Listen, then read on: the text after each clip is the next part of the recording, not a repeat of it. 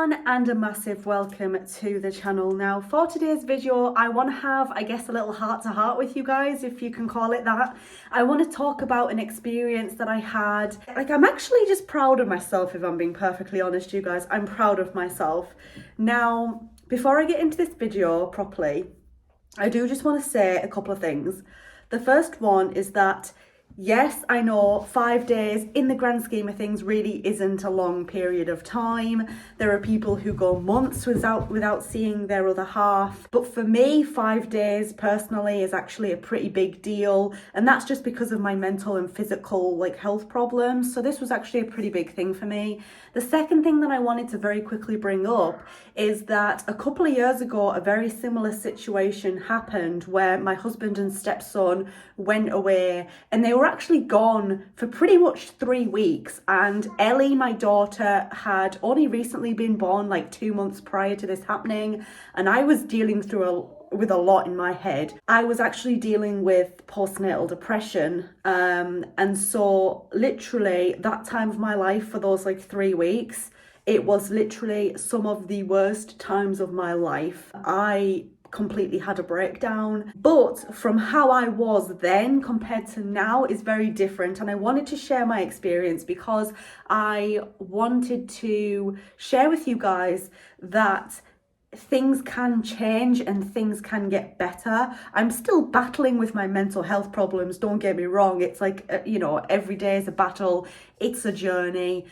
But at least I'm not quite in that really, really awful, deep, dark hole that I was in a couple of years ago, where I was really struggling. So it was 5 days. It was a Monday to Friday. Now, my husband left on Monday morning. Prior to this, I'd sort of been thinking about it, but it hadn't really been massively on my mind until literally the day before he was due to leave. And then all of a sudden it sort of just hit me. All these things were just sort of running through my head.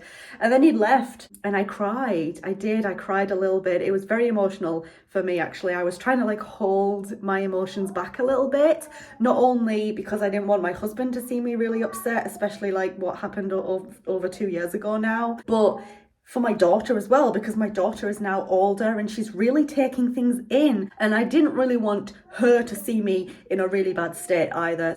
Hello everyone, so editing Danielle here really quick. I just wanted to expand on this a little bit more. Basically what I'm trying to say is that it's okay to feel certain emotions, and you should never feel ashamed because you're sad or you're not doing as well as you'd like mentally, And I also wanted to say that it's okay for you to sort of validate your own emotions and acknowledge things. I think the worst thing with poor mental health when you're struggling is trying to just shove it to the back of your mind, I think it's really important to be honest with yourself about your feelings, try to understand where your feelings are coming from, try and make those connections, and then express those emotions if you'd like. And it was really nice this time around, just feeling as though I was in control of my emotions more. And I think that is definitely a sign of me maturing emotionally and being a lot more in tune with myself and understanding myself a lot more. And that was a really, really nice moment for me, just being able to accept my emotions a lot more, but not be scared of my emotions like I was 2 years ago. So I hope that makes a little bit more sense for you guys. Anyways, on with the video. I thought to myself, right, okay, I can do this. And the positivity just sort of started from there, really. I was doing things that would make the experience easier for me. So it was just silly little things, he kept a pair of his trainers on the floor by the front door, and seeing them was actually making me a little bit emotional and a little bit sad. So what I ended up doing, which this might seem very strange to some people, but it did help me. What I ended up doing was moving those pairs of that pair of trainers and putting them somewhere where I just couldn't see them as easily, I wouldn't say hiding them, but they were just in a place I couldn't see them as clearly as what I would normally. Another thing that I actually had to do was change my phone wallpaper. Again, this is just another little thing that a lot of people might think of it as a bit silly, but for me, it actually really helped. And so I had a picture of me and him as my phone wallpaper, okay?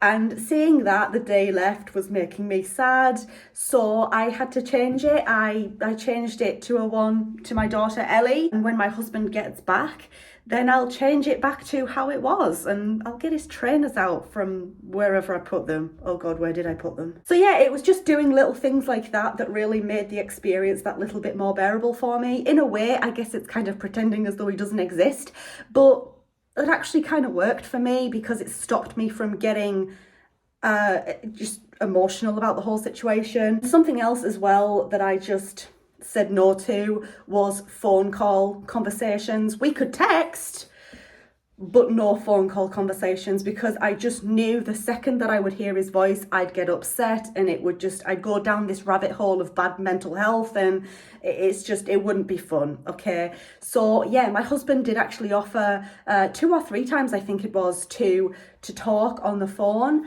but I said to him, I said, no thank you, I'd love to speak to you, but no thank you, because I think it would just make me really upset. Very sort of basic contact with texts as well.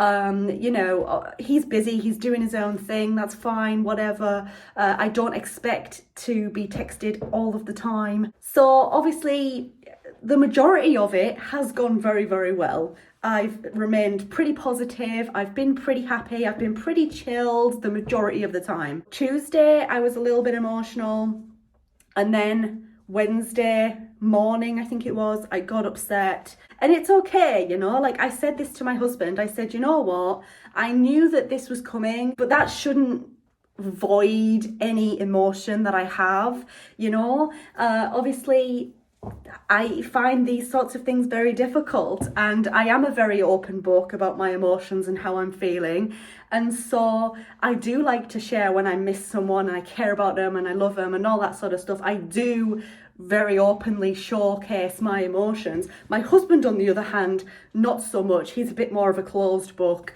He'll say like, oh, I miss you and all of that and love you, and deep down I know that he does, but he just doesn't show it very well, you know? Like, he's just like, he can brush his emotions off a lot easier than I can. And that can lead to some kind of difficulties, I suppose, and miscommunication, because obviously we portray our emotions in a very different way. And that's okay. It's just about me and him learning about how the other person works. But I think it's gone, on the whole, a lot more smoothly than what I thought it was going to, if I'm being perfectly honest.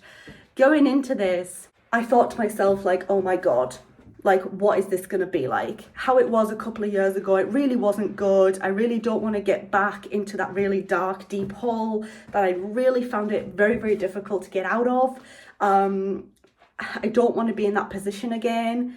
But at the same time, I think things like this sometimes is good for like me, because I can be independent and I can do things without my other half, you know, and that's fine. Just because we're married, it doesn't mean we have to be like glued at the hip, you know. It's just like, we're independent people, we're a great team, but we can also be great as individuals, and we can be independent and do our own little thing sometimes, you know. This, I'm surprised at how well it has gone, if I'm being perfectly honest. Yes, there's been times where I've been overwhelmed, overstimulated. Yes, there's been times where I've struggled and I've been upset and I've been like, oh my God, I miss him. I've proved to myself that I'm a lot stronger than I think I am, you know? And doing little things like this has proved to me that progression has been made. Like, I have progressed, I have developed, I've changed, I have grown as an individual. All I have to say now is thank you so much for listening to my little random heart-to-heart video, I suppose. It's been a bit of a weird up and down, lonely sort of week, but it's been a very good week at the same time, because I've proved a lot to myself. Thank you so much for watching. If you enjoyed this video, leave it a thumbs up. If you're new here, go ahead and click on that subscribe button. Thank you so much once again, and I hope to see you guys in my next video. Bye everyone.